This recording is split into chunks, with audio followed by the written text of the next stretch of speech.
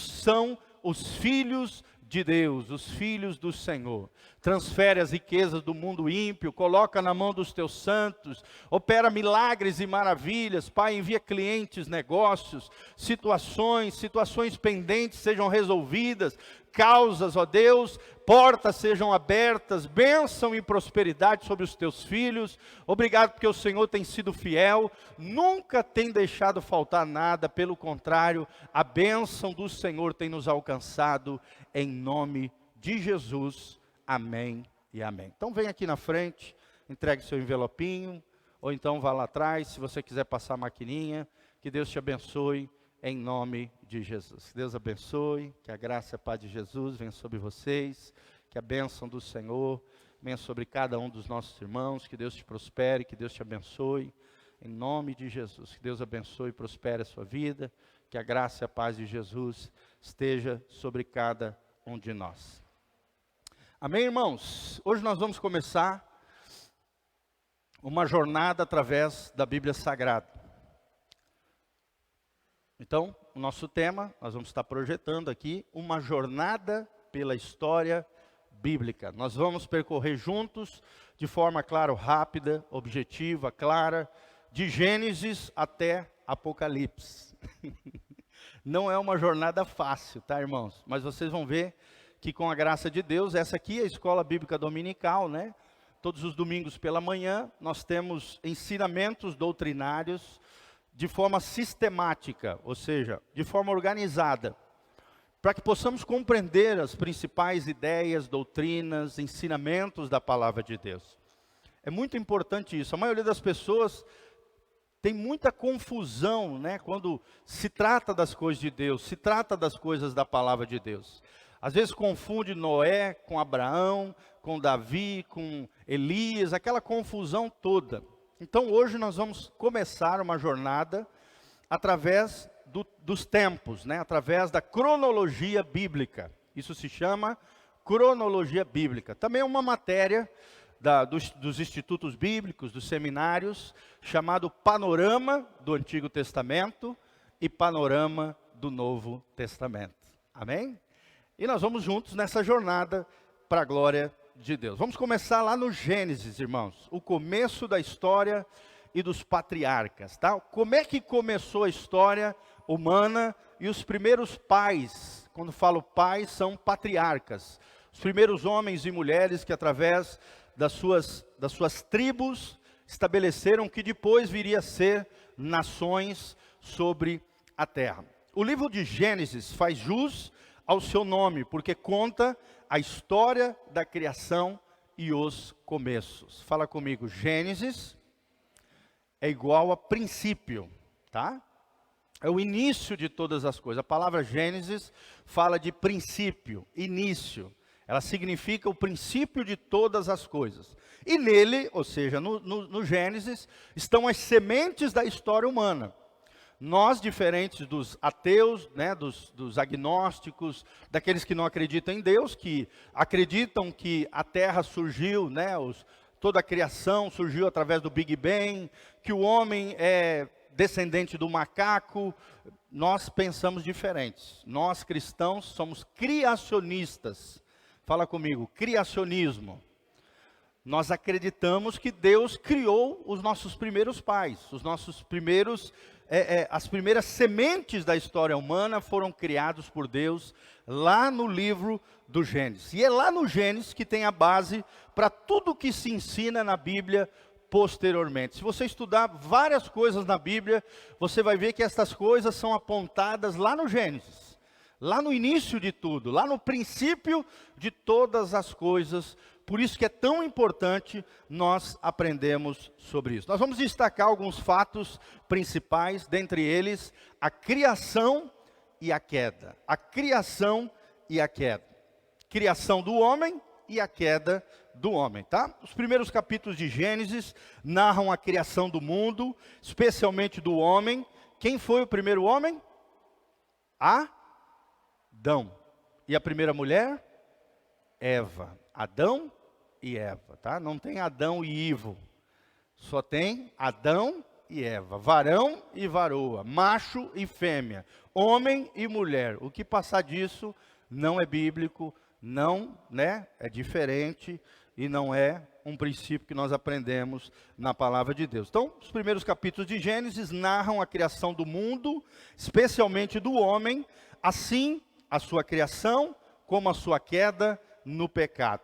O livro começa com a afirmação, abra comigo lá em Gênesis, capítulo 1, versículo 1.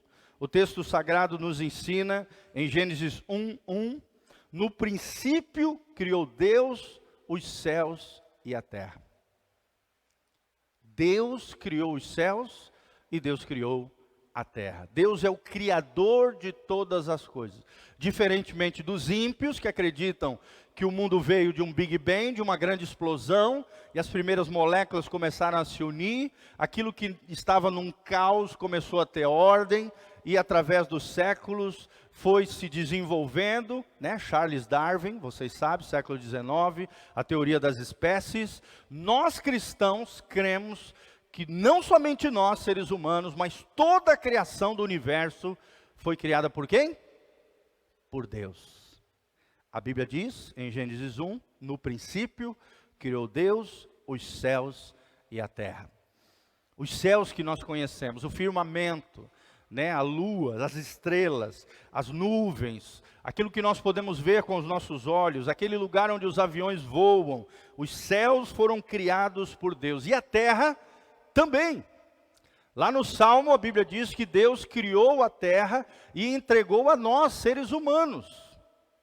Deus entregou para nós e é o que nós vemos aqui no Gênesis 1:1. Essa é a base para o criacionismo. Criacionismo é a crença de que Deus criou todas as coisas. A crença de que tudo que existe foi feito pelas mãos do Senhor. Coloca a mãozinha no seu coração, fala comigo. Tudo que existe, inclusive eu, fui feito pelas mãos do Senhor. Então, quando você se acha feio, quando você não se acha bom o suficiente, quando você não gosta de você mesmo, você está ofendendo a Deus. Porque você foi criado à imagem e semelhança de Deus. Você é a obra-prima de Deus, irmãos. Olha que coisa linda, como a Bíblia nos deixa uma vida emocional saudável. Nós somos feitos pelas mãos de Deus. Lá o Salmo 139, a Bíblia diz que Deus nos teceu quando nós éramos uma substância sem forma no ventre da nossa mãe. Deus nos teceu, Deus nos formou lá no ventre das nossas mães. Nós somos criados pelas mãos do Senhor. E se Deus te criou, irmão, será que Deus não vai cuidar de você? É claro que vai. Você é filho de Deus, você que nasceu de novo, firmou uma aliança com Jesus, você é filho de Deus. Você foi feito pelas mãos do Senhor. O segundo versículo do livro de Gênesis diz: a terra, porém, era ou se tornou sem forma e vazia, e havia trevas sobre a face do abismo. O que significa isso, gente? Muitos sugerem que há um intervalo longo de tempo entre esses dois relatos, o Gênesis 1:1 e o Gênesis 1:2.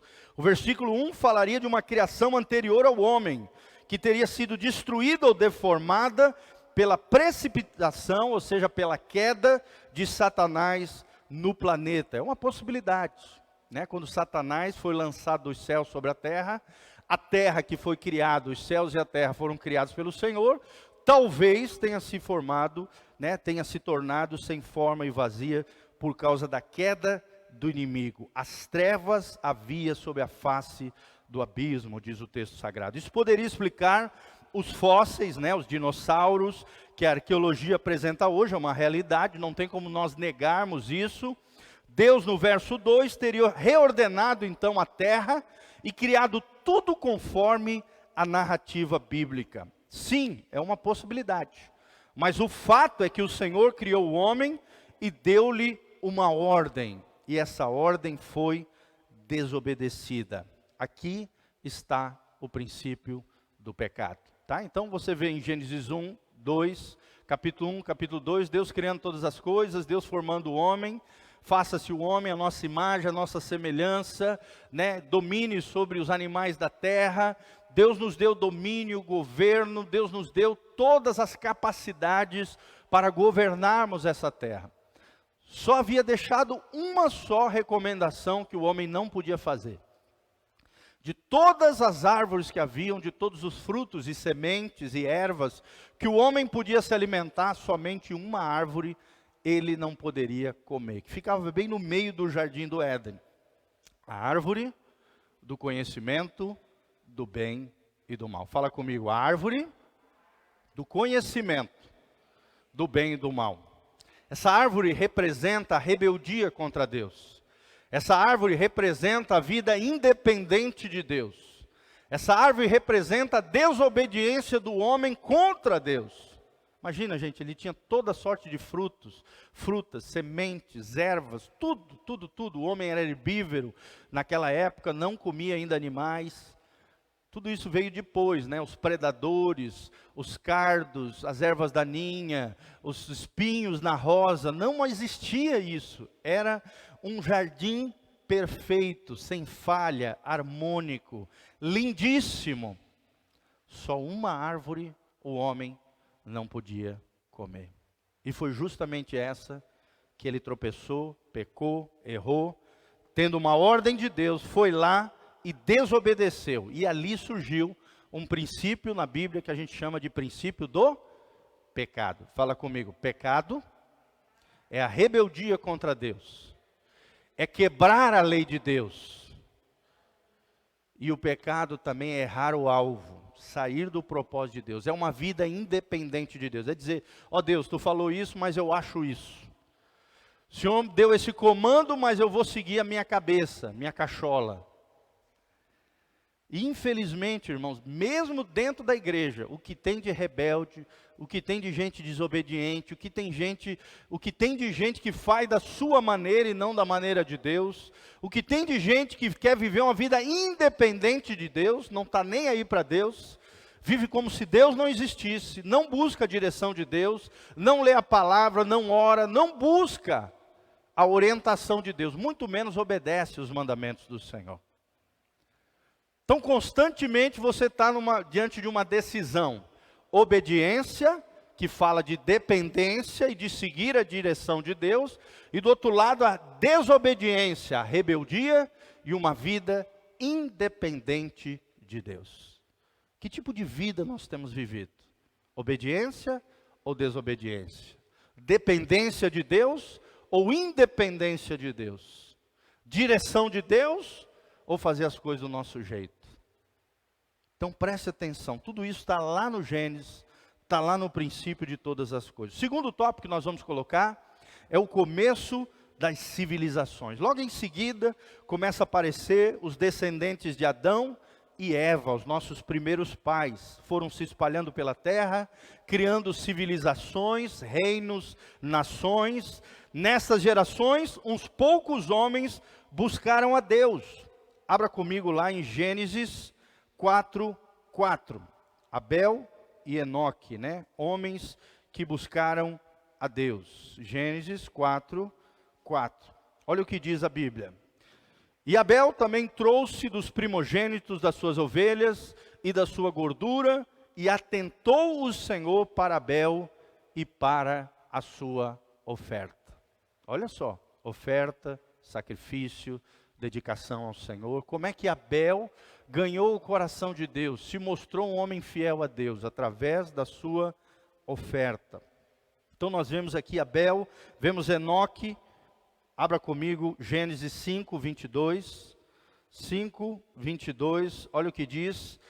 Gênesis 5:22. E andou Enoque com Deus, depois que gerou a Matusalém 300 anos, e gerou filhos e filhas. Enoque andou com Deus. Abel ofereceu um sacrifício que agradou a Deus. Então, por mais que adentrou o pecado no mundo, as gerações foram surgindo, as civilizações, as nações, alguns poucos buscaram a Deus, era a minoria, e a maioria, entretanto, afundou-se no pecado, na imoralidade, e essa sujeira toda subiu aos céus como um cheiro terrível diante de Deus. Então, o homem foi se corrompendo, o homem foi se perdendo, ao ponto de lá em Gênesis 6, capítulo 6 de Gênesis, a Bíblia diz que Deus se arrependeu de ter feito os seres humanos. Olha só, tamanha corrupção, tamanha depravação, tamanha imoralidade, tamanha sujeirada, o homem foi indo de mal a pior. Deus só não desistiu dos seres humanos, porque alguns ainda, poucos, buscavam a Deus. Amém? Quem vai buscar a Deus aqui, levanta a mão, fala: Senhor, eu vou buscar a Deus. Por mais que nós sejamos minoria, irmãos, vale a pena buscar a Deus.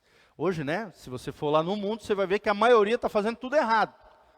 Mas nós estamos aqui buscando a Deus. Vale a pena servir ao Senhor. Por mais que seja doído, difícil, sacrificial, não é fácil ser cristão, ser crente, vale a pena servir a Deus. Aí vem o terceiro ponto, Noé e o dilúvio. Noé e o dilúvio. Deus decidiu então destruir a humanidade por causa do seu pecado e preservou apenas uma família, a família de Noé. Noé era um homem justo, diz o texto sagrado, que buscava o Senhor. O juízo veio através do dilúvio, né? De ontem para hoje caiu uma chuva tremenda, né? Glória a Deus, os agricultores estavam precisando, nós estávamos orando para que isso acontecesse. Agora imagina ficar meses chovendo, a água subindo, né? Agora recentemente teve um vendaval, né? Muita água lá em Minas Gerais, na Bahia, destruindo muitas casas, muitas coisas. Agora imagina durante meses chovendo sem parar. A Bíblia diz que as fontes da terra subiram. As chuvas, né? Se acredita que sobre a terra existia uma espécie de proteção de gelo. Não tinha necessidade de chover até então, até o dilúvio. Uma espécie de vapor, de orvalho, saía da terra, brotava e regava toda a terra. E existia uma espécie de escudo de proteção de gelo sobre os céus, entre o universo e o planeta Terra, protegendo a Terra de raios ultravioletas, de uma série de coisas que hoje nós não temos, estamos desprotegidos. Daí vem o câncer de pele, daí você tem que usar roupa com proteção UVA, não é verdade? Por quê? Porque nós estamos susceptíveis a esses raios que podem gerar até câncer. Mas na antiguidade não era assim, existia uma proteção sobre o globo terrestre, e essa proteção se derreteu sobre a terra, no que a Bíblia chama de dilúvio. As águas que estavam debaixo da terra brotaram, e as águas que estavam sobre os céus se derreteram sobre a terra, o que a Bíblia chama de dilúvio. O juízo veio pelo dilúvio. Fala comigo, Deus é um Deus de juízo. Né? Às vezes a gente olha assim, mas tá um balaio de gato hoje, né? Tá essa confusão toda. Será que Deus não está vendo? Irmão, Deus está vendo. Deus está vendo. E aqueles seres humanos que não se quebrantarem diante de Deus, se arrependerem, o juízo de Deus ainda virá sobre a terra. É o que a Bíblia chama de tribulação. Existe um período de 7 anos proféticos que ainda nós não estamos vivendo, mas em breve, aqueles que ficarem para trás, após o arrebatamento da igreja, que nós cremos que é no início, antes da tribulação, né, a igreja será levada, e aí então o anticristo se levantará, e os juízos terríveis sobre a terra, chamado de tribulação, ou 70ª semana de Daniel, a semana 70 de Daniel, virá sobre a terra. Deus é um Deus de juízo. Fala comigo, Deus é um Deus de juízo. Deus não tem o inocente como culpado, e nem o culpado como inocente. Deus julga, Deus tem um cálice, o cálice da ira de Deus.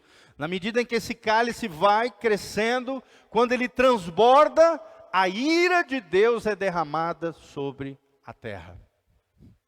Deus é um Deus que se ira. A ira de Deus faz parte da justiça de Deus. E nós vemos aqui nesse tempo, nos tempos de Noé, que o juízo veio pelo dilúvio. Toda a raça humana foi exterminada, mas o plano de Deus com o homem seguiu através de Noé e dos seus descendentes. Abra comigo aí, Gênesis 9, 1. Vou repetir. O plano de Deus com o homem seguiu através de Noé e da sua família. A arca, irmão, simboliza a igreja. A arca também simboliza o próprio Cristo, o lugar onde nós nos abrigamos e somos salvos. A igreja, o lugar onde nós nos abrigamos e recebemos a palavra de fé, que é capaz de salvar todo homem, aquele que crê. Amém? Então nós nos abrigamos em Cristo, nós nos abrigamos na igreja, na comunidade de fé, onde o Cristo ressurreto é revelado, e é nela que nós somos poupados da ira de Deus. Tudo na Bíblia tem um simbolismo, e todo simbolismo geralmente aponta para quem? Para Jesus. Fala comigo, a arca é Cristo. Porque quando nós nos abrigamos em Cristo, e a igreja é representante de Cristo, quando nós nos colocamos, a nossa vida, a nossa fé, a nossa crença, a nossa confiança em Jesus, nós somos abrigados, nós somos protegidos, nós somos guardados do juízo que virá sobre a terra. Gênesis 9:1, e abençoou Deus a Noé e a seus filhos, e disse-lhes, frutificai, multiplicai-vos, e enchei toda a terra. Olha só, Deus é um Deus de família, irmãos. Deus é um Deus que não quer abençoar só você, Giovanni, mas toda a tua família, todas as pessoas que são ligadas a você, vão ser abençoadas através de você. Deus só precisa de uma luz brilhando numa casa. E a Bíblia diz que a luz de Deus, quando a luz de Deus brilha, as trevas são dissipadas. Amém? Quem é a luz de Deus na sua casa? E levanta as suas mãos e fala, eu sou a luz de Deus na minha casa. Por isso a importância, meus irmãos, você que estão nos assistindo através da internet, venha participar conosco, venha ter comunhão. A fé cristã não é isolada. Eu não posso ficar no banco da minha casa. A transmissão é muito boa, sim, mas é para quebrar o galho. A igreja precisa estar junto, a igreja precisa caminhar lado a lado. Precisamos vir à igreja para servirmos os nossos irmãos, para louvarmos ao Senhor em comunidade, em comunhão. Não existe fé isolada, a fé é em koinonia, é em comunhão, é junto com os nossos irmãos. Eu sei que depois da pandemia, muitos se acomodaram, muitos ficaram na sua casa, e têm dificuldade de retornarem à igreja, irmãos, isso é errado. A Bíblia diz que nós temos que congregar. Nós não podemos fazer como alguns que não congregam. Hebreus diz no capítulo 13, temos que congregar, temos que estar juntos, temos que voltar para a igreja, temos que servir ao Senhor, é claro, temos que tomar os cuidados, usar máscara, evitar contatos mais fortes, abraços, essas coisas, só no toquinho ali. Mas irmãos, a igreja é a arca do Senhor. E Jesus também é a arca, porque a igreja é a extensão do próprio Cristo. Amém? Nós somos o corpo de Cristo. Jesus é o cabeça, nós somos o corpo. Então precisamos compreender isso. Toda a raça humana foi exterminada, mas o plano de Deus com o homem seguiu com Noé e seus descendentes. Deus disse a Noé e a seus filhos, nós vemos aqui uma bênção de Deus sobre as famílias, sobre Noé, que era o homem de Deus, o representante de Deus na terra, mas também aos seus filhos. Frutificai, multiplicai-vos e enchei a terra. Aquilo que você tem recebido de Deus, irmão, você tem que passar adiante. Você não pode guardar só para você, você tem que trazer outras pessoas para a igreja, evangelizar, motivar, fortalecer a fé uns dos outros. Daí a importância da comunhão, porque nem sempre a gente está bem. Às vezes a gente precisa da força, da oração, do carinho, do afeto dos nossos irmãos. Sim ou não, irmãos? Sim. Vai haver o dia mau. Como nós temos ensinado desse altar, às vezes vem a noite escura da alma, que diziam os pensadores antigos, cristãos. Vai haver o dia mau, a noite escura da alma, e nesse dia nós precisamos dos nossos irmãos. O plano e o projeto de Deus será feito através da sua vida, mas não somente sobre você, através das nossas famílias. Deus é um Deus de descendência. Fala comigo, Deus é um Deus de descendência. Deus é um Deus de famílias. É interessante, irmãos, que Deus criou a família antes da igreja. Então, o que é mais importante? A família ou a igreja? Hein? A família é mais importante do que a igreja. Mas também a igreja é importante, porque é a família de Deus. É aqui dentro que o solitário habita em família, diz o Salmo 68, versículo 5. A Bíblia diz que Deus é pai de órfãos e juiz das viúvas. Deus faz com que o solitário habite em família, mas os rebeldes serão amaldiçoados, habitarão em terra seca. Então existem esses princípios. É claro que eu não posso deixar de vir na igreja porque eu quero agradar meus amiguinhos da família. Não. Tem prioridades. Deus precisa estar em primeiro lugar. Amém? Mas também preciso priorizar a minha família, desde que também não atrapalhe a minha fé. Duas coisas que podem caminhar em harmonia, em sossego, em equilíbrio diante de Deus. Quarto princípio, querido, o chamado de Abraão. Abra comigo Gênesis. Esse aqui é lindo, lindo, lindo. Esse trecho aqui é maravilhoso. Gênesis 12, 1. Gênesis 12, 1. Chamado de Abraão. Um ponto-chave aqui da história bíblica é o chamado de Abraão. Abraão é conhecido como pai da fé. Fala comigo, Abraão é o pai da fé.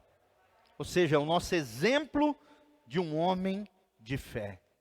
Isso foi narrado em Gênesis 12. Este homem de Deus fez promessas maravilhosas e alianças com Deus que determinaram o destino de todas as gerações seguintes. Em Abraão, Deus plantou a semente do povo de Israel. Fala comigo, em Abraão, Deus plantou a semente de um povo. Que povo é esse? Israel. Israel veio a partir de Abraão. Olha que coisa tremenda. Então, por sua vez, Abraão também, Deus plantou a semente do povo de Israel. Mais do que isso, a semente da igreja, que é o novo Israel, também vem através de Abraão. Por quê? Porque Jesus viria a ser descendente de Abraão. É interessante, quando você lê ali Mateus capítulo 1, você vê 14 gerações. De Adão até Abraão, 14 gerações. De Abraão até Davi, 14 gerações. De Davi até Maria e José, 14 gerações. Olha que coisa linda. Deus é um Deus de gerações. Deus é um Deus de descendentes. Jesus veio de Adão, passou por Abraão, passou por Davi, por isso que Davi é conhecido, por isso que Jesus é conhecido como filho de Davi, porque ele herda essa descendência messiânica, monárquica, real de Davi, mas de Davi também veio Maria, a sua mãe era descendente de Davi. Sempre lembrando que José, nós não temos no nascimento de Jesus a participação da semente de José, tá bom? Por quê? Porque senão Jesus já teria nascido em pecado. José foi apenas o padrasto, o pai, que criou Jesus, que foi gerado de forma virginal, sobrenatural, através da semente do Espírito Santo, juntamente com Maria, a sua mãe, que era virgem. Daí a gente chama Virgem Maria. Tá bom? O nascimento de Jesus foi sobrenatural. Não teve a participação da semente de José. Mas Maria também era descendente de Davi, Abraão e Adão. E separando esses três grandes homens da história bíblica, 14 gerações. Amém, irmãos? Glória a Deus. E você, filho de Abraão? É um homem, é uma mulher de fé? Toda pessoa que tem fé é um filho de Abraão. E isso é lindo, irmãos, o chamado de Abraão. Vamos ler aqui até o versículo 3. Ora, o Senhor disse a Abraão: sai da tua terra, da tua parentela e da casa de teu pai, para a terra que eu te mostrarei. Far-te-ei uma grande nação, abençoar-te-ei e engrandecerei o teu nome, e tu serás uma bênção. Quem aqui quer ser uma bênção igual a Abraão? Tu serás uma bênção. Esse é o desejo de Deus. Não que apenas você seja abençoado, mas que você, assim como nosso pai na fé, Abraão, seja uma bênção na vida de outras pessoas. Versículo 3, e abençoarei os que te abençoarem, e amaldiçoarei os que te amaldiçoarem, e em ti serão benditas todas as famílias da terra. Por que que todas as famílias da terra foram abençoadas através de Abraão? Hein? Sabe por quê, irmãos? A resposta aqui é que, porque através de Abraão veio o abençoador das nações. Quem é esse? O descendente de Abraão, o descendente de Davi, Jesus de Nazaré. Fala comigo, Jesus é o abençoador das nações, das famílias, de toda a terra. E onde é que começou isso? Lá no chamado de Abraão, em Gênesis 12. Presta atenção, irmão. Você foi chamado para ser abençoado. Você foi chamado para ser abençoado.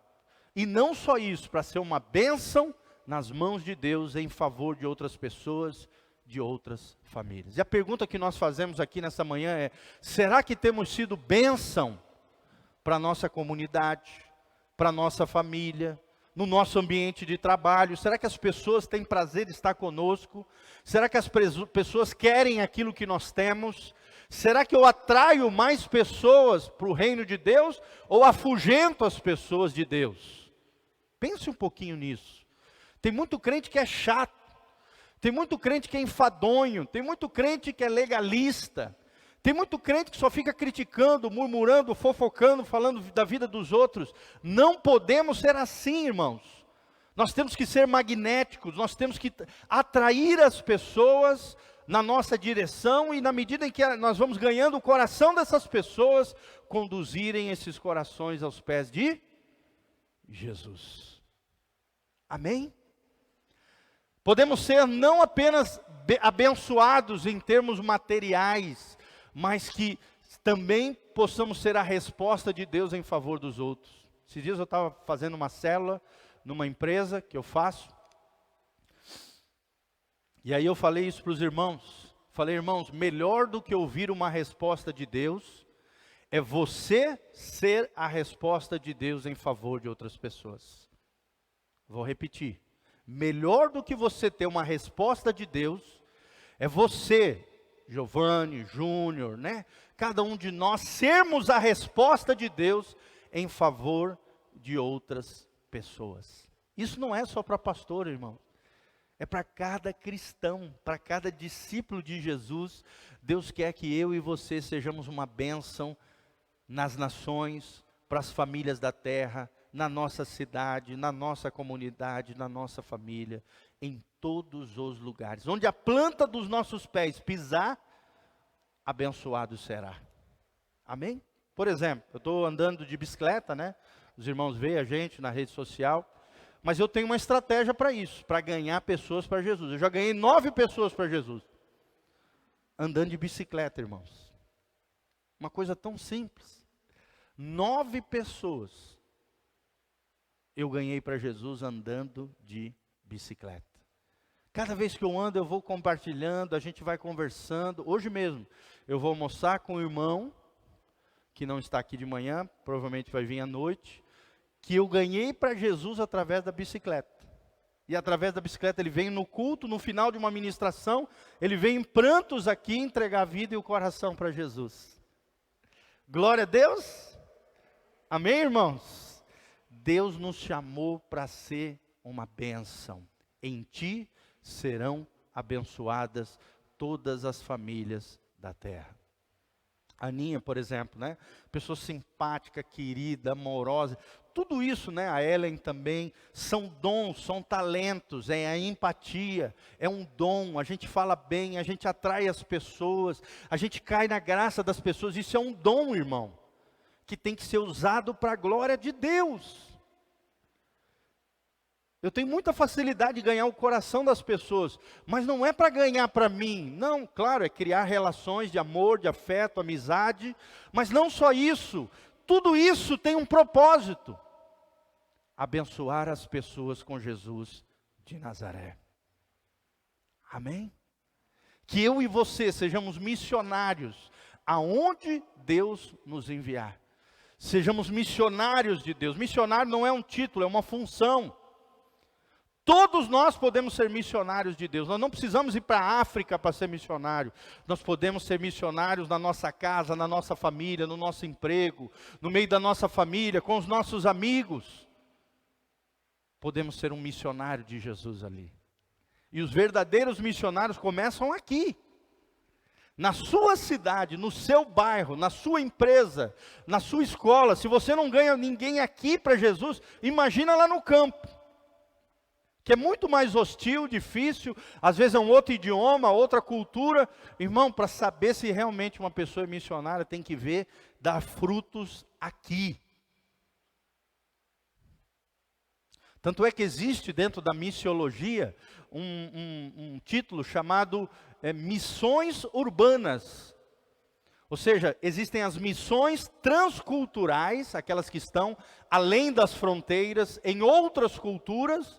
Mas existem as missões urbanas, aqui na nossa cidade, no meio da nossa gente, no meio das cidades.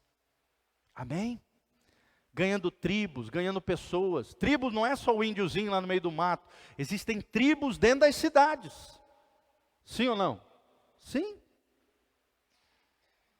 E ali Deus pode te levar para abençoar muitas e muitas vidas. Fala comigo, eu serei uma bênção nas mãos do meu Deus. Fala comigo, eu serei uma bênção nas mãos do meu Deus. Ok, irmãos? Glória a Deus. Aleluia. Louvado seja o nome do Senhor. Nós vamos parar por aqui, tá?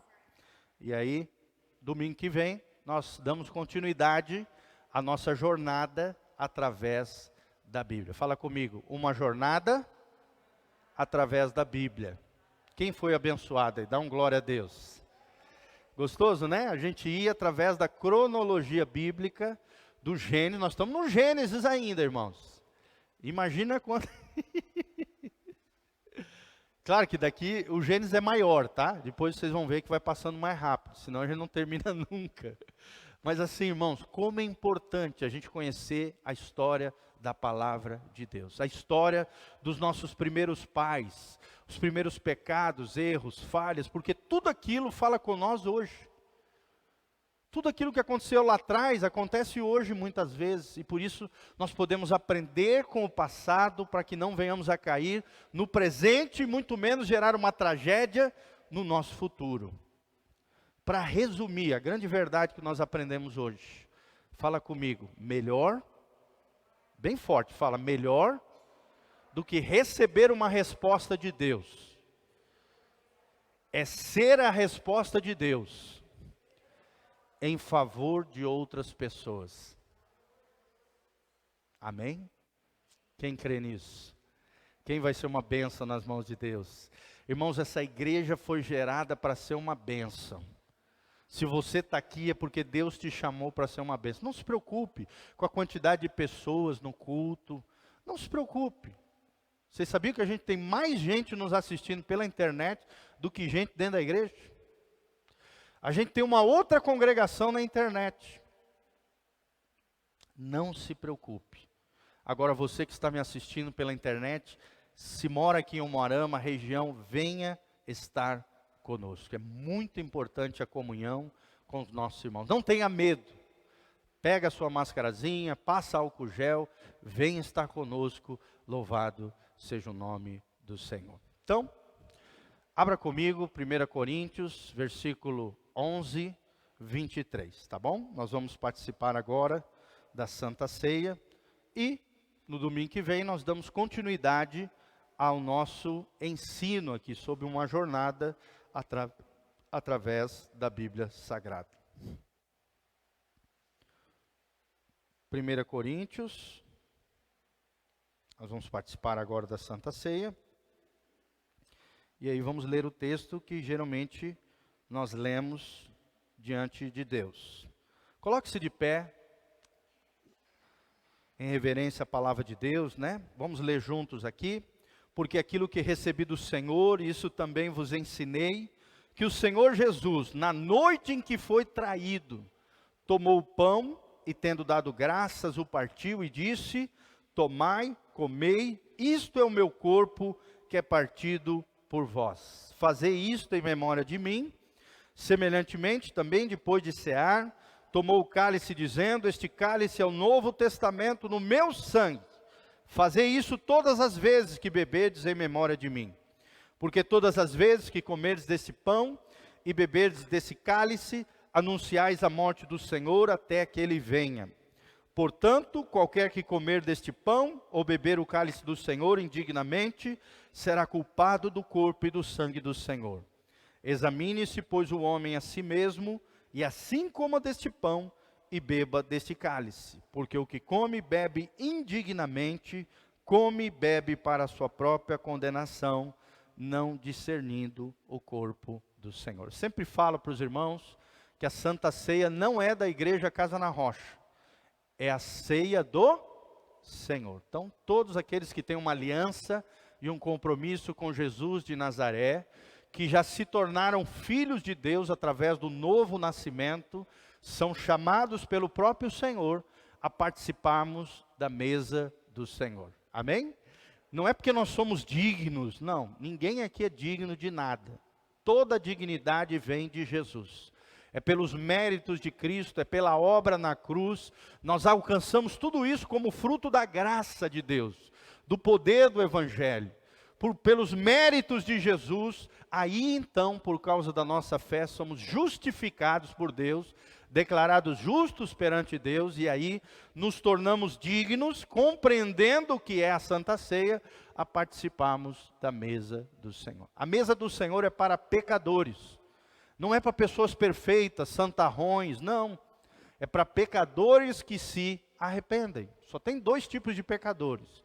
Pecadores que não se arrependem e pecadores que se arrependem. Pecadores que não se arrependem não devem participar da mesa do Senhor, porque não entenderam a seriedade do que é isso. Não discerniram o corpo de Cristo, não estão levando Deus a sério. Estão tratando as coisas de Deus de qualquer maneira, não pode. Se você não se arrepende dos seus pecados, não reconhece que é pecador, não compreende a obra da cruz, não participe. Espere você compreender, se arrepender, mudar de vida, para daí então participar. Mas lembre-se, não é para pessoas perfeitas.